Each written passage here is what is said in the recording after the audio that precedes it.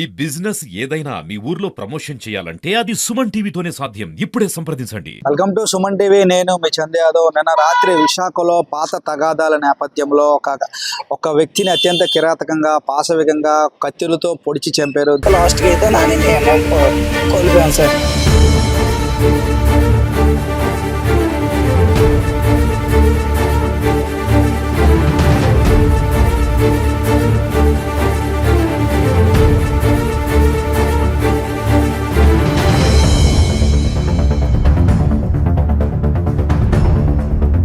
నిన్న ఏం జరిగిందో నాని ఫ్రెండ్స్ మన వద్ద ఉన్నారు. సో వారిని అడిగి అసలు నిన్న రాత్రి ఏం జరిగిందో అడిగి తెలుసుకునే ప్రయత్నం చేద్దాం. మీ పేరు? సాయి రోహిత్. సాయి రోహిత్. సో రోహిత్ మీకు ఏమవుతాడు? రోహిత్ ఫ్రెండ్ సార్, ఫ్రెండ్ చిన్నప్పటి నుంచి. సో నిన్న రాత్రి అసలు ఏం జరిగింది? లోహిత్ అంటే ఈవినింగ్ 4 o'clock వచ్చాడు సార్. వచ్చేసి మళ్ళీ ఏమంచో తన్ని ఇంటికి పంపిస్తాం. మామూలుగా తను అలాగో మాటకు వస్తున్నాడు అనేసి ఇంటికి పంపించాం. సెకండ్ టైం వచ్చినప్పుడు మేము వాళ్ళ మమ్మీ ఫోన్ చేసి జాగ్రత్తగా ఉంచండిరా, లేదంటే పంపించండి అంటే నేను ఆయన పంపిస్తాను సార్. అయితే ఆడు వెళ్ళిపోవడం మేమైతే చూసాం. వెళ్ళిపోయాడు అనేసి వెళ్ళిపోయిన తర్వాత తను మళ్ళీ ఎప్పుడు వచ్చాడో తెలియకపోతే మాకెవరు మా రాము అనే ఫ్రెండ్ అమ్మంచో ఇలాగ నానిని పొడిస్తారా అని చెప్పగానే మేము పరిగెట్టుకొని వెళ్ళాం సార్. వెళ్ళిన తర్వాత వాళ్ళకి మరి అవతల అప్పటికి మాకు ఎవరో తెలియదు, ఎవరు పొడిచారు అనేది కూడా మాకు తెలియదు. అయితే గబగబా రాము, నేను, ఇంకొక 2 అబ్బాయిలు కలిసి హాస్పిటల్కి వెళ్ళిపోయాం. తర్వాత మేము వీడియోలో చూస్తే దాంట్లోని శ్రీరామ్ అనే అబ్బాయి ఆడు మాతో చిన్నప్పుడు తిరిగేవాడు. నానితోని మాతోని చిన్నప్పుడు సినిమాకి వెళ్ళడం, ఎక్కడికైనా వెళ్ళడం మాతోని చేసేవాడు. అయితే ఇక్కడ మరి తనకి దీనికి అయితే ఏ గొడవలు లేవు సార్. అయితే దాని తర్వాత పాస్ట్లోని నానికిన అండ్ సీతన్న గార్డెన్స్లోని వంశీ వాళ్ళకి చిన్న చిన్న గొడవలు ఏవో ఉన్నాయి. చిన్న గొడవలు కాస్త ఒకసారి ఏంటంటే చాలా పెద్ద గొడవ అయిపోయింది.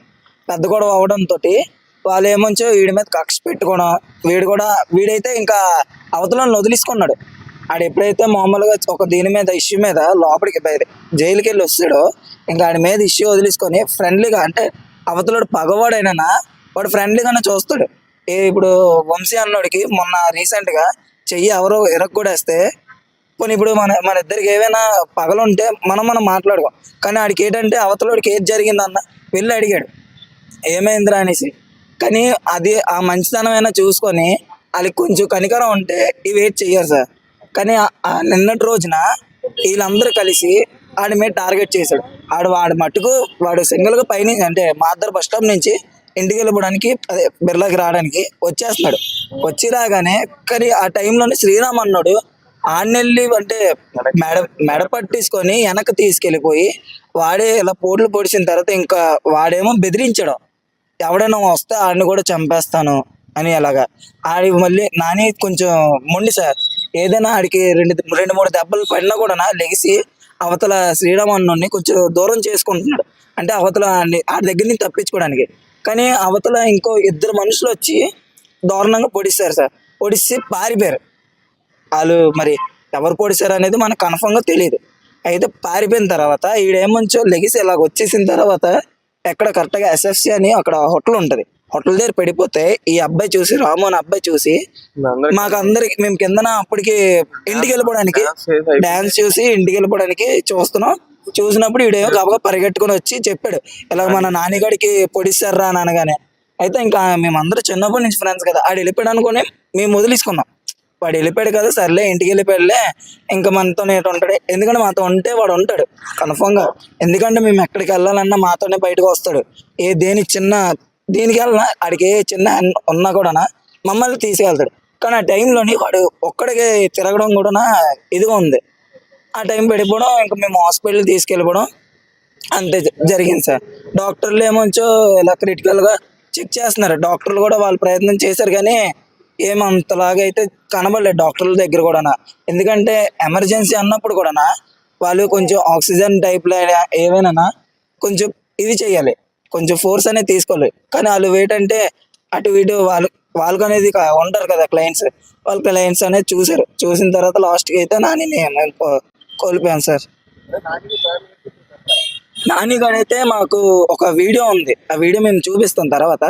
అయితే మేము అడుగుతున్నాం ఎవరు పొడిచారు అనేసి కూడా అయితే పేర్లు చెప్పడానికి వాడు కొంచెం గింజుకుంటున్నాడు, ఎందుకంటే నొప్పి ఉంటుంది కదా, గింజుకుంటున్నాడు. అయితే చెప్పబోయేసరికి లాస్ట్ ఒక మామూలుగా కాన్వర్సేషన్ అయిపోతాడు కదా, అయిపోయిన తర్వాత ఒక జల కొట్టగానే లేచి ఎవర్రా అని అనగానే ఇలా బంటి అని చెప్పాడు సార్. బంటి అంటే మేము ఒకడిని శ్రీరామ్ అన్నోడిని పిలుస్తాం, వాడే ఇప్పుడు లోపల ఉన్నాడు, వాడు చేశాడని చెప్పాడు. ఇంకా మిగతా వాళ్ళ పేర్లు కూడా ఆడు చెప్పే దీంట్లో కూడా లేడు, బంటి అని. ఎందుకంటే వాళ్ళందరి పేర్లు చెప్పేంత ఈడికి కూడా నోట్లో రాలేదు, బంటి అని చెప్పాడు. కానీ సీసీటీవీలోనైతే ఎంత రికార్డ్ అయిందో వాళ్ళందరినీ పట్టుకొని ఇంకా ఎన్ని మంది ఉన్నారో వాళ్ళందరినీ లాగేసి మాకు అనేది న్యాయం చేయాలి సార్. నిన్న జరిగినప్పుడు నువ్వు దగ్గర ఉన్నాను అంటున్నావు, అసలు ఏం జరిగింది నిన్న? దగ్గర అంటే ఏం లేదు సార్, నేను నార్మల్గా అక్కడ ఉన్న నార్మల్ ఉంటే శ్రీరామ్ అనే అబ్బాయి వచ్చి నాని అక్కడి నుండి వచ్చేస్తున్నాడు, నార్మల్గా వచ్చేస్తున్నాడు. నాని అబ్బాయి వచ్చేస్తుంటే ఆ శ్రీరామ్ అనే అబ్బాయి లాక్కొని వెళ్ళిపోయాడు. వెంటనే ఇద్దరు అబ్బాయిలు చూస్తారు, నార్మల్గా ఆ అబ్బాయి వెనకాల తీసుకొని వెళ్ళిపోయారు. నాకు భయం వేసి ఇంకేంటి అనేసి మా కుర్రాలు వెళ్ళడానికి వెళ్ళాను. అదే మా కుర్రాలు నాని తీసుకెళ్ళిపోయాడు అనేసి మా కుర్రాలందరూ వచ్చినోడికి పడిపోయి ఉన్నాడు. అందుకే మా కుర్రాలు చెప్పడానికి వెళ్ళి ఉంది. నిన్న నువ్వు చూసే టైంకి నాని ఏ పరిస్థితిలో గింజుకుంటున్నాడు, కత్తులతో పొడి చేశారు? కత్తిలతో పొడిచారు సార్, ఒకరు ముగ్గురు నలుగురు. నానికి జరిగినట్టే అదే వేరే వాళ్ళకి కూడా జరుగుతుంది. జరిగినప్పుడు వాళ్ళ పేరెంట్స్ కొంచెం బాధపడతారు అనేసి, అంటే ఇప్పుడు ఏవో పగలుంటాయి, ఇప్పుడు కొడతావు 2 దెబ్బలు కొట్టేసి వదిలేయచ్చు, కానీ చంపేంత వరకు వెళ్ళిపోవడంలోనే ఇప్పుడు వాడు ఒక పేరెంట్కి పిల్లడే. ఇప్పుడు అలా పేరెంట్ పిల్లడైనప్పుడు ఒక ఆలోచన వాడికి అనేది ఉండాలి. ఇప్పుడు మత్తు పదార్థాలు చాలా వచ్చానా, దానివల్ల కూడా ఈ పిల్లలు ఏంటంటే, అంటే మేము కూడా ఆ ఏజ్లోకి వస్తాం, కానీ ఆ మత్తు పదార్థాలు తీసుకోవడం వలన ఎన్ని పగలు ఉన్నాయో అన్ని పగలు కూడా కనబడుతున్నాయి. ఆ పగలు కానీ లేకపోతే ఇప్పుడు ఏమి ఉండవు. ఆ పగలు కూడా దేనికి వస్తున్నాయి, ఎందుకంటే మేమే ఈ జంతువులం కాదు కదా, మనుషులమే కదా. మనుషులు అయినప్పుడు కూడా చంపు కూడా లేటన్నా, మరీ కాకపోతే 2 దెబ్బలు కొట్టేసిన తర్వాత ఎందుకు కొట్టారు అనేది. ఇప్పుడు పేరెంట్స్ అనేది దేనికి పెంచి పోషించారు కదా, పెంచి పోషించి అప్పుడు పేరెంట్స్ని తీసుకెళ్ళి మాట్లాడించి ఎందుకు కొట్టావు బాబు, నీకు ఆడికేవో పాత పగలు ఉన్నాయి కదా, సరే ఆడు నిన్ను 2 కొట్టాడు, నువ్వు ఆడు 2 కొట్టావు అనుకో అయిపోద్ది. కానీ మరి ఇప్పుడు చంపేశారు, ఇప్పుడు ఆడు మళ్ళీ వెళ్తాడు, 3 నెలల్లో మళ్ళీ బయటకు వస్తాడు, మాకేటి న్యాయం ఉంటుందన్నా? ఇంకొకటిని చంపుతారు. అలా ఒక్కొక్క సంవత్సరానికి అంటే ఇలా చంపుకొని వెళ్తారు. వాళ్ళకేమీ ఉంది, లోపలికి వెళ్తారు, డబ్బు ఉంది, ఇసురేసుకుంటారు, బాగానే బయటకు వచ్చేస్తారు. కానీ ఇప్పుడు మాకు లాస్ అయిపోయాడు అని ఎలాగిస్తారు? ఇప్పుడు సంతోషంగా ఉండేవాడు అంటే తప్పు జరిగి ఉండొచ్చు, తప్పు జరిగినంత మాత్రాన చంపుకోవడం కరెక్ట్ కాదు.